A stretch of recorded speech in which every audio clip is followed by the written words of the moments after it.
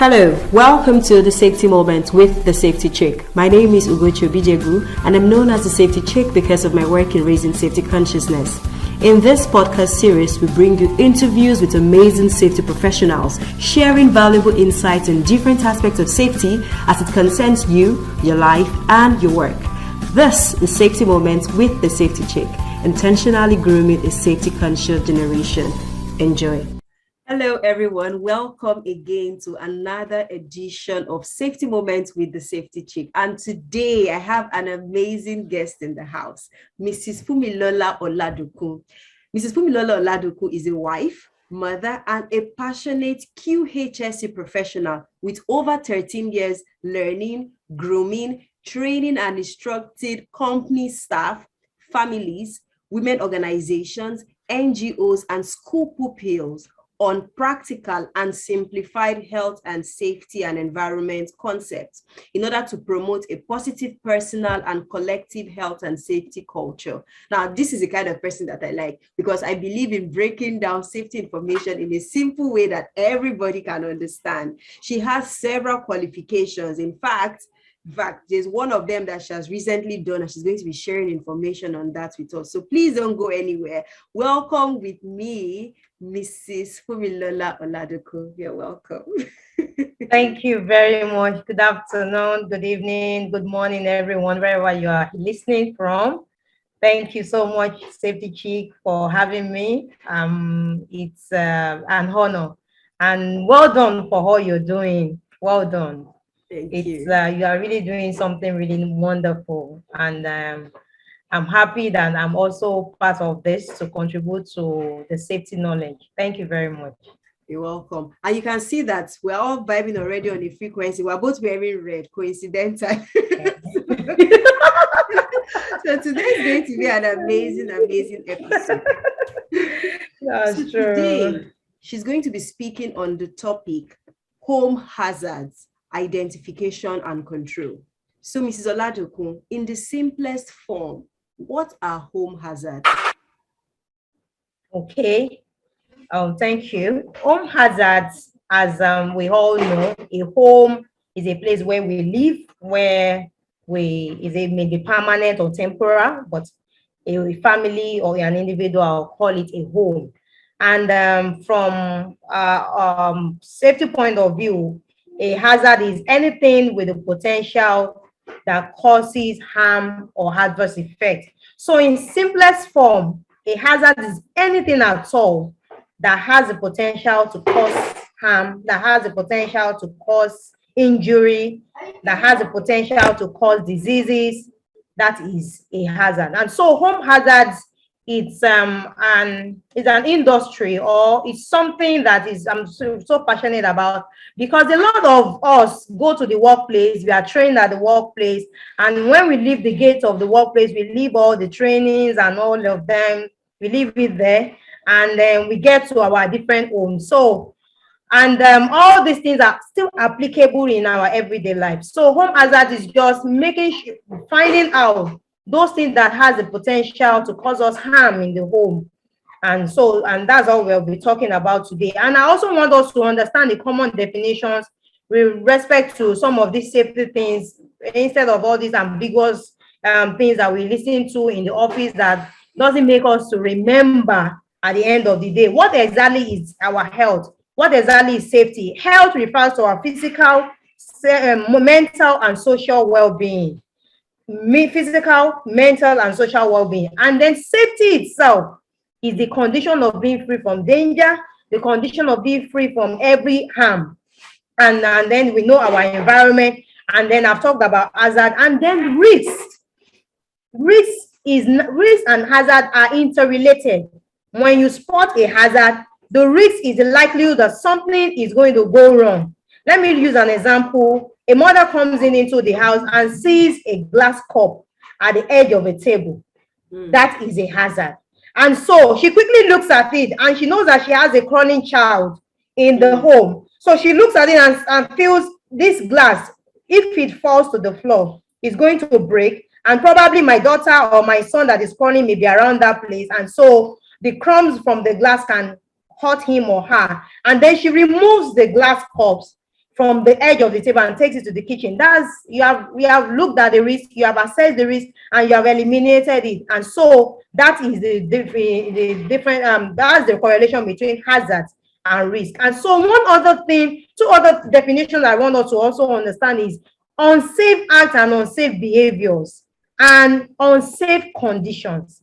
These two are two sisters that go hand in hand together to cause harm and cause accidents in homes. And then these are unsafe behaviors or unsafe acts are things that we do that directly contribute to an accident.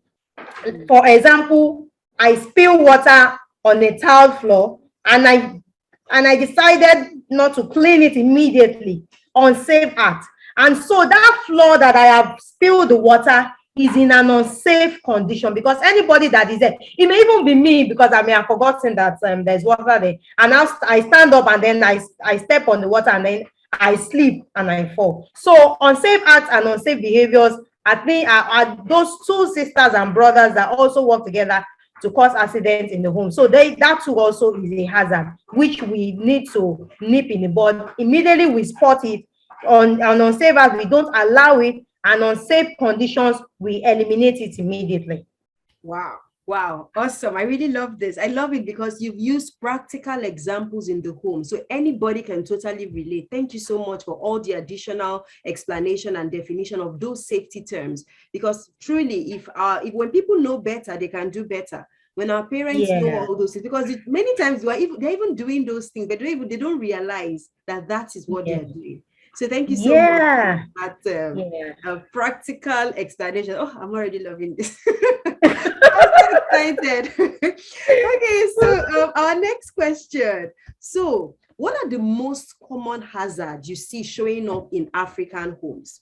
Because, we're in a different part of the world, and there are some things that are peculiar to our environment where we do things, right? So what are the common hazards you notice in African homes? Okay, the common hazards, and I won't also say in Africa alone, Ugochi, because this, the issue of safety is a global issue. Yes. Everybody wants to be safe, and most of these things are also being displayed even in the developed world that we see that we are. So, but the common home hazards are falls, and the falls is divided into three. We have the trips, we have the slips, and then we have the main fall. The trips are having an obstruction blocking your way. And so most, like we safety professionals, we say we trip forward. You have an obstruction, a drawer is open, a file is on the floor, something is just blocking your way, and then you trip over it.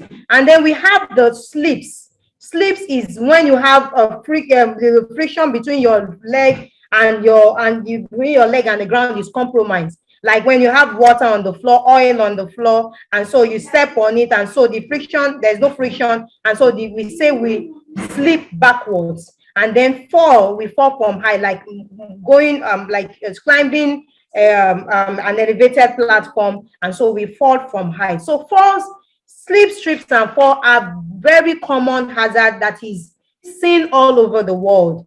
Then we have fires, we have burns, we have cuts, drowning, poisoning. All these are common home hazards. And then these common home hazards are seen every time. We exhibit it every time. Like I was watching a video yesterday, and two children were playing with water, and the mother was just trying to come and rescue the one of the younger one who was almost about to drown in the all these big baths that we use. And so as she was coming, she didn't know that there was already water on the floor, and she just stepped on it, and then she slipped. Wow. So falls, and it was a very big one, because you don't know. So the anxiety that she wants to rescue the child, he eventually fell on the children and all that. So these falls are major things that we really need to look at, and look at homes. And also we see children fall, adults also fall.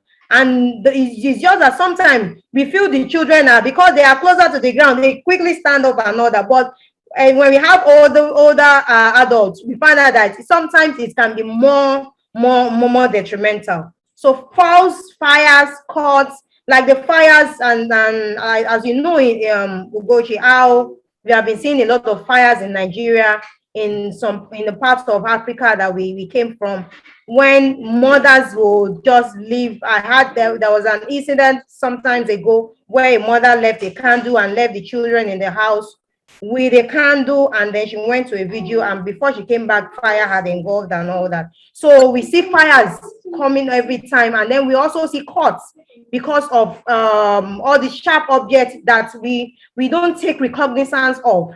Cuts, and then burns also, drowning and poisoning. Another thing, as parents, as responsible adults who have children around us, we need to check poisoning. We need to check poisoning with respect to the fact that some of the containers in the part of the world where we want to reuse, we don't properly label.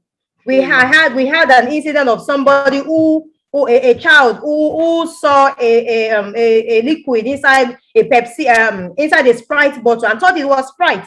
And so the child just took it and drank, not knowing that it was a chemical. So most of the poisoning too is also part of these common home hazards. Yeah. Wow. Thank you so much for sharing that. And, as you were speaking about falls in particular, something I remember again is that, we have to caution our parents that some things are aesthetically beautiful, but they are not functional. So you want these very extra smooth floors. And, there's no traction, no grip, so we've got to be very careful when we're buying decorative fixtures in our homes, that something we're buying is not just beautiful, but it's also functional, so that it doesn't injure our children. Thank you so much for talking about it extensively. The reason I was saying that sometimes there are some things that are peculiar to us is because, for example, in African homes and in Nigerian homes, there is a nylon of nylons. That, in other parts of the world, they may not really understand it, but we understand. So sometimes there are things that are peculiar to, outside of the world and all that. Anyway, so how can parents begin to identify these hazards and do something about them? Because sometimes these things look seemingly harmless. So how can they maybe enter into a room, assess the room and see that, oh, this is a hazard. The way this table is placed, there's a way my children can misstep and they might hit their heads, or maybe even me, an adult, the way maybe this rug is looking, it's not smooth.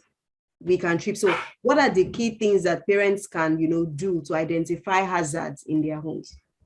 Thank you very much for that question, because when there is a hazard and it's not being identified, and the effect can be more detrimental. But like I put it in a very simple form that we can all see, is that we need to be observant, spot it, assess it, control it. And you can control it by elimination, you can control it by information dissemination. Immediately you see something that is not right, or something that is right and is not safe. That's why I started with those definitions. The condition of being free from danger or harm is safety. And hazard is anything at all that has the potential to cause us harm. Whether we like it or not, we are in a technology world, we are in a season in the world where we have a lot of hazards around us. They are good. They are things, some of those things are things that we use in our daily life. Electricity, we use it every day. Fire, we use it to cook. But we need to control it so that it does not result into a detrimental, and it does not result into an accident. We control it. So when we spot a hazard, we need to quickly assess it as a parent, as an adult. We quickly assess it, and then we eliminate it. We eliminate it by probably removing it from the table, like I used as the example, cleaning the floor, wet floor, clean it immediately. Or we also information dissemination. This is what we do in the safety world, that when there is a place that probably a wet area, we put barricade, we put signage. So in the home, we can make sure that information dissemination is centered around. You inform everyone that this is This is no longer, this is not Sprite, this is a chemical. And then we label it appropriately so that any one of the children that sees it will know that, okay, it's a chemical that is inside it. So, like I said, in a nutshell, proactiveness is key.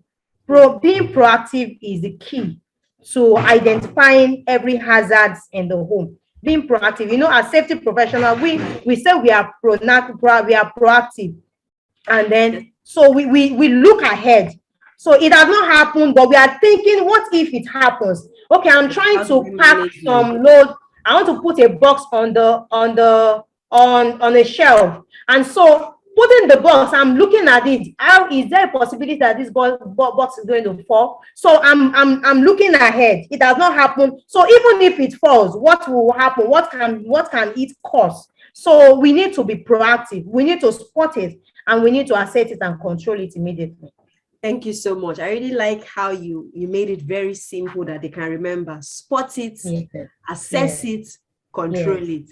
I mean, if everybody if that's the only thing they take away from this podcast, our job would have been done. Because I mean, if you come in and you look around, you spot the hazard, you assess it. What's the risk or probability that it will do this or do that? And then you do something about it. That's it. That's just it. So spot it, assess it, and control it. I hope all our listeners are really enjoying this. Print it somewhere. Right? Just put it somewhere, spot it, assess it, and control it. Yes. So, and then of course you mentioned the importance of being very, very proactive. Yes. Thank you so much for that. Okay. So what are some of the tips you would inform parents, you would like parents to incorporate in their homes in order to reduce accidents? So we know that there are different kinds of hazards that can show up in the home front, and you've talked about spot it, assess it, and control it. So can you just give maybe some practical tips for maybe the different hazards that show up in the home? What can they do to ensure that it doesn't cause accidents in their home? Okay, like I've said earlier, with respect to the falls, immediately we sense something, like I've said, we sense something that is going to cause a fall, we immediately eliminate it. And then the issue of housekeeping is very, very important. In this part of the world, we like to keep what we don't need. We buy it, we keep it, we have used it, we are keeping the container. Sometimes that will have a future use. sometimes a TV is not functioning again. We still keep it somewhere, thinking that maybe another time the new TV, maybe another part will be spoiled and all that. So we keep a lot of clutter. We keep things that we don't need. Sometimes we have people whose houses looks like it needs a yard sale, but in our part of the world we don't do that. So effective housekeeping is key to ensure the safety in the home, in the sense that let everything have its place. Remove those things that you don't need. Put it outside. Sometimes you have maybe probably you were given a gift of a blender, and you already have a blender, and so you now stack the two blenders together. Give one out. Let us declutter our homes so that we can have clear passages. Some people, their exit is hazardous, if I can use that word. They pack a lot of things at their exit, and they enter at the back of the door. So even when there are emergencies, to even open the door and access the fridge that they bought 20 years ago is behind the door. And so we need to declutter some of those things. Effective housekeeping is key. And one other thing we need to check our cablings. How are the cabling? Are they going to cause trips?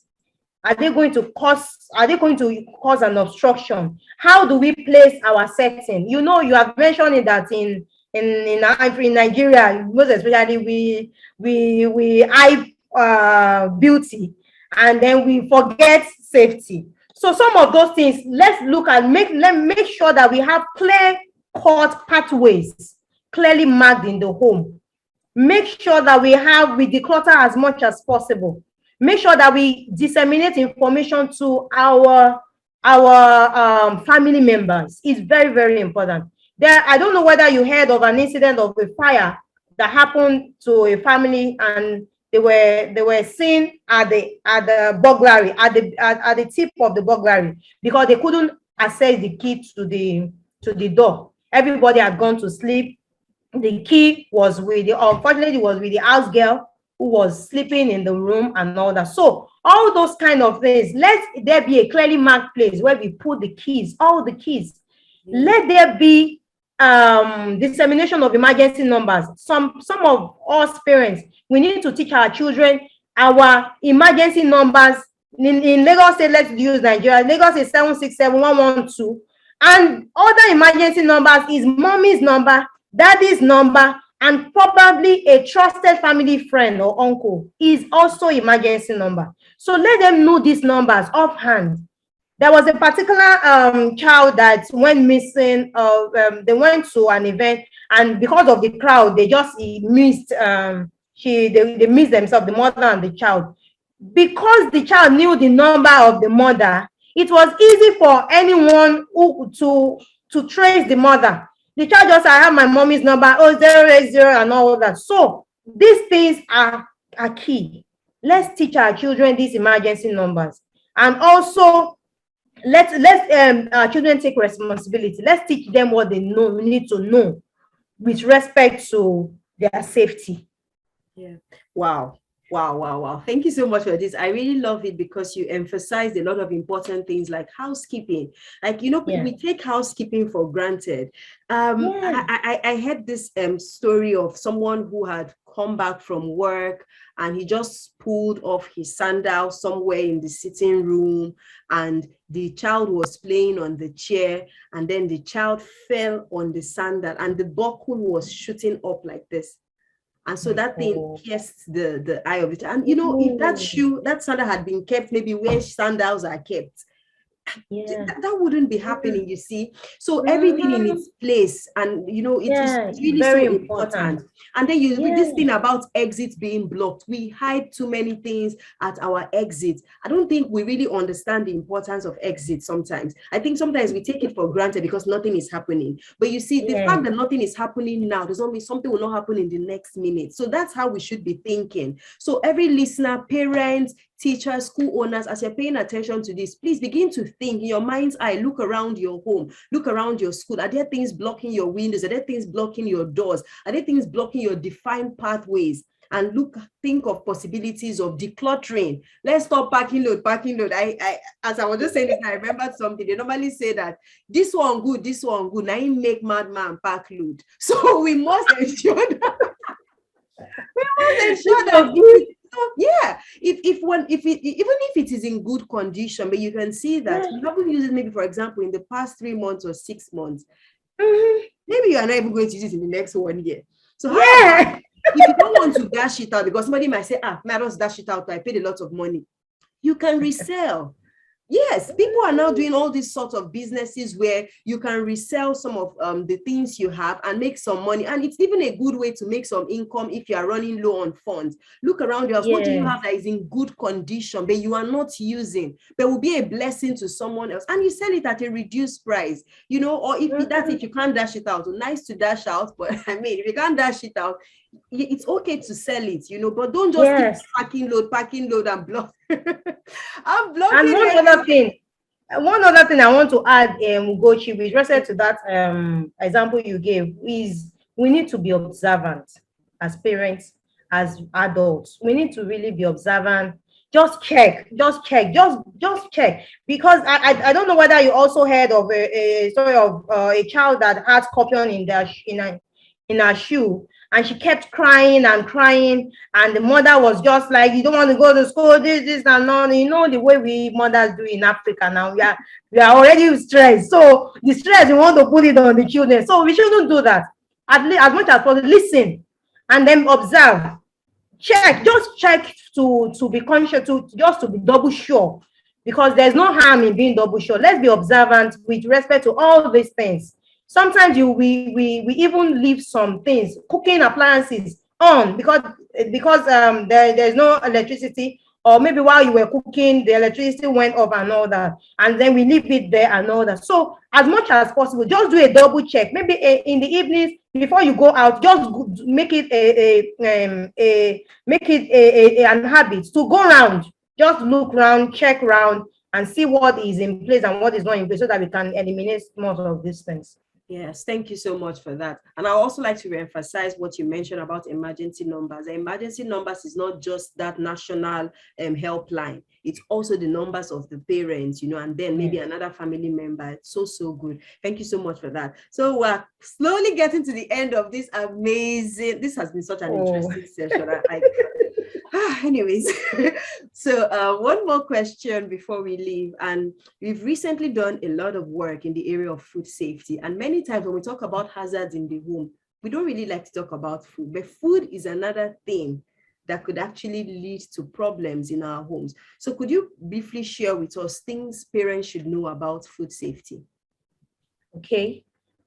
Food safety basically is making sure, like from the safety definition, making sure that our food is free from things that can harm us, making sure our food is safe to consume. And unfortunately, we are from a part of the world where food safety is the least of our issues. We look more on the quantity than the quality of things. And so we need to really check most of these things. And at the end of the day, we find out that most of these contaminants and hazards, when we take them in, have some of the major causes of the sicknesses and diseases that we have. But because we are in a society where we don't do background check, thorough checks, root cause analysis. We just look at things on the peripheral. So I'll just quickly talk about the 4 common food hazard, food safety hazard, which is physical, microbiological, chemical, and allergy, which is those are the 4 common food safety hazards all over the world. And so physical are these things that are physical. You can see sometimes you cook, there are so much stone in the rice and the beans and all that. We just cook it, and don't worry, we'll be removing it when you are eating it. Remove it. Sometimes we see air in the food. These are physical contaminants, and most of these things, when they are taking it, they are not part of the body system, and so it can cause detrimental effect. Then we have chemicals, which are our disinfectants, our cleaning agents, and all that. And as much as possible, parents and adults, this our trying to kill mosquito and killing ourselves, putting ourselves at risk is something we need to check. Some of these things that are insecticide, pesticide that are in the market are very injurious to human health. So, and then we are inside the room or inside the parlor, or we spray it, and then we just leave the room for 1 minute. Sometimes we don't even leave, we leave some. So at the end of, we need to check some of these things.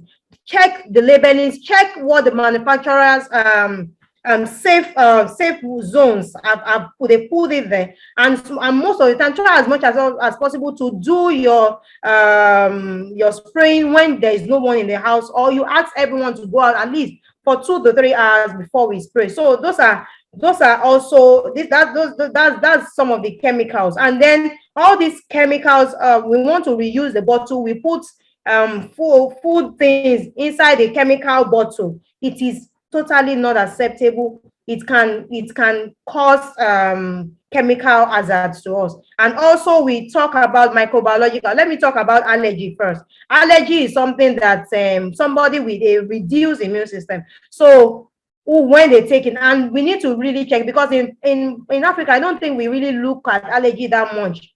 If somebody eats something, the child continues to maybe eat a particular type of food and then begins to sneeze and all that. We just overlook it, it will be fine and all that. We need to really check what exactly is causing the allergy. And then the most important thing, which is the microbiological, which in the sense of all the bacteria, they are micro because we can't see them. And so then we have some practices that we cook in the morning, we eat it in the night, we eat it the next morning. The food that we have cooked since morning, for that long period of time, as the bacteria will have started growing inside it. And sometimes we even come home, we say that some of the food, the baby is already slimy and all that. We just warm it and say, let's eat it and don't let us waste. Please, as much as possible, don't let us compromise our health on the basis of money, or on the basis of we don't want to waste something, because at the end of the day, if it causes a disease to us, we will still spend money. So as much as possible, we will still spend. So we should try as much as possible to avoid this cooking so much. And then, because we don't have how to freeze it immediately, we may not be able, we will find out we won't be able to keep it. And so under international law, any food that you eat within 10 to 20 minutes that a food cools down, the bacteria can start growing in it. So we need to just be conscious of some of this information. Let's just be aware that we need to safeguard our health against microbiological hazards. This and then we need to thoroughly cook our food. Sometimes you cooking meat like a mother, because there's no time, you just put everything together. Even you bring it out from the freezer, the frozen part is not totally thawed off, the ice is still there, you put everything together and all that. It's very, very dangerous, because a part of the food will not cook thoroughly. And one other thing, thank God for the COVID, that we have been taught personal hygiene, keep your hands clean, washing of hands and all that. It is very, very important, so that we don't spread or contaminate our food. Keep our hands washed at all times, especially when we want to cook. And then we should also avoid cross-contamination, which means bringing raw food close to ready to eat food, like our vegetables and all that. So we should, as much as well, look at some of these things so that we can be safe. Wow, thank you so much for that. I like the fact that you touched on several aspects regarding food safety, because it's really critical. And you're right in the sense that in a bid to kill cockroaches and rodents and all those stuff within the home, we also endanger ourselves. You just spray something. In fact, some people spray and they stay there. Yeah, because and they're forgetting that these things are affecting us. The more we're exposed, over a period of time, it might lead to other things. So yes, I hear you on that, and how we must be observant. Let's not take things for granted. Thank you so much for sharing. This has been such an enlightening podcast episode. I'm so happy that you came in to share. So before you leave us, could you please give us your final words based on all the amazing things you have shared with us? What is that thing that you would expect each and every one of us to take away from here? Okay. Also, I'm happy to be obliged to be here. Also, Goji, thank you so much for inviting me. So one thing I want us to understand or to take away as parents, as adults, is that our safety basically is our individual responsibility. It's the onus is on us to be proactive, and as to take ownership. That's the right word I wanted to take ownership of our safety and the safety of our family members, our children, even people who are not even around us. So we need to make sure that these unsafe acts and unsafe behaviors and unsafe conditions are dealt with immediately. We see some homes whereby the mother has seen that there is water on the floor, and then she calls probably the first child to come and clean it. That one is giving excuses. Before you know it, somebody else who is not part of the discussion will just come in, and then the person would trip over it. So we need to just take ownership. Immediately you spot it, we need to nip it in the bud immediately. That is my final word. Awesome. Thank you so much. And remember what she told us earlier: spot it, assess it, and control it. So if someone has really enjoyed this our conversation and wants to connect with you, how can they connect with you? Oh, you have my contact, Goji. So they can contact me. They can contact me through you, and so I'm available. My email is available, and my phone number, my WhatsApp number is available. So they can contact me, and so we can. And thank God for internet. We can do some consultation for for people and for homes, because that personally I do trainings for home trainings for families, and for some women and all that. So they can contact me through you. So you'll get to me. Awesome. This has been an amazing episode. And I hope that all our listeners, you've gotten value today. Please, like I always say to each and every one of us, whenever you learn something here, it's not enough for you to know and begin to do. It's important that you also share with at least one person, because the more people know better, they will do better. So you can write it on your WhatsApp status. You can share the links in your various groups on your social media, but just put out the information there about what you are learning so that more people can know, because the action or inaction of others can also put us at risk. So don't do, it's not my business, so let me mind my, no, don't do that. Please, you've got to see how you are going to share what you are learning with other people. So thank you all so much for joining in, and see you in the next episode. Bye. Bye. Thank you for listening in on this episode of Safety Moments with the Safety Chick. I hope it's been a good one for you. Feel free to leave a review, and if you'd love to get information on when the next episode drops, join our Telegram channel at t.me/thesafetychick. Chick without a K, just CHIC. So t.me/thesafetychick.